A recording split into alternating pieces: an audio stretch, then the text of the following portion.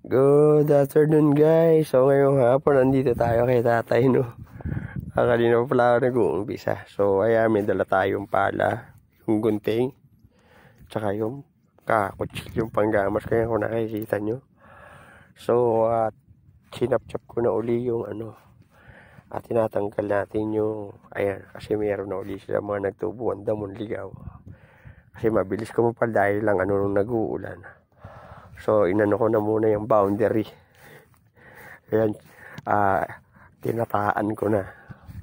So tatanggalin na lang muna natin yung mga damon ligaw dyan. Tapos siguro unahin na muna natin yung paggagamas. Tapos balikan na lang natin yung litong ayan, kasi medyo makapal na para magpantay. Pero tatanggalin muna natin yung mga damon ligaw. Kaya inantay ko lang muna kasi lumaki yung iba. Ayan, para mas madaling sungkitin ang kutsilyo pagka ginamas. Pero sa ngayon ayan, tatapusin muna natin yung natin pag natin, ayan, para maganda tingnan, di ba? So ayusin muna natin yung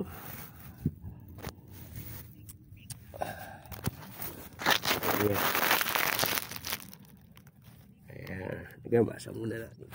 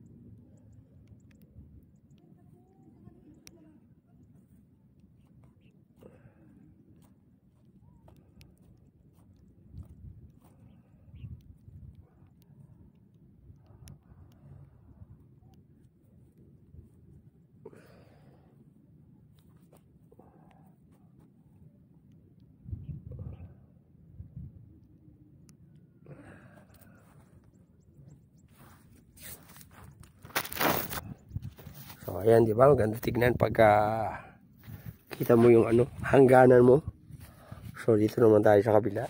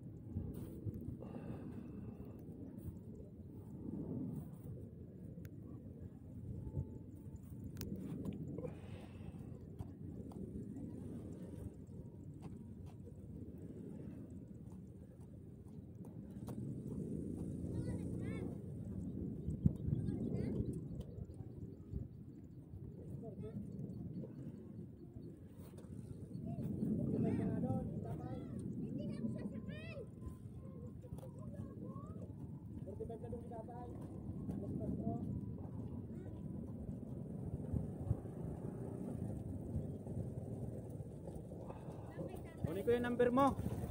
Number mo.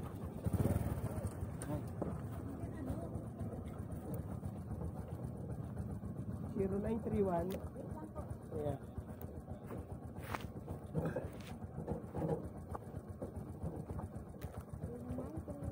931. 931 ulit.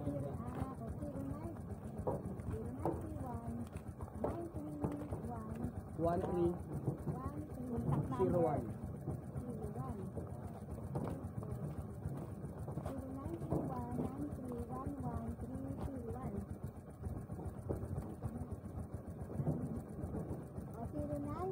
Kita mo kasi.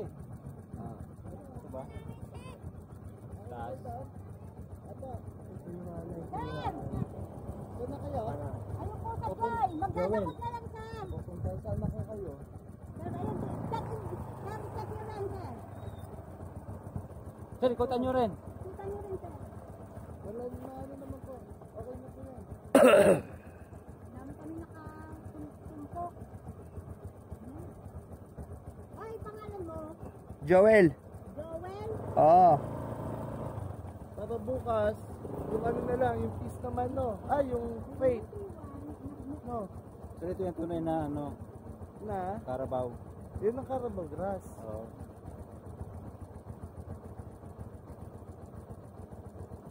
Ha?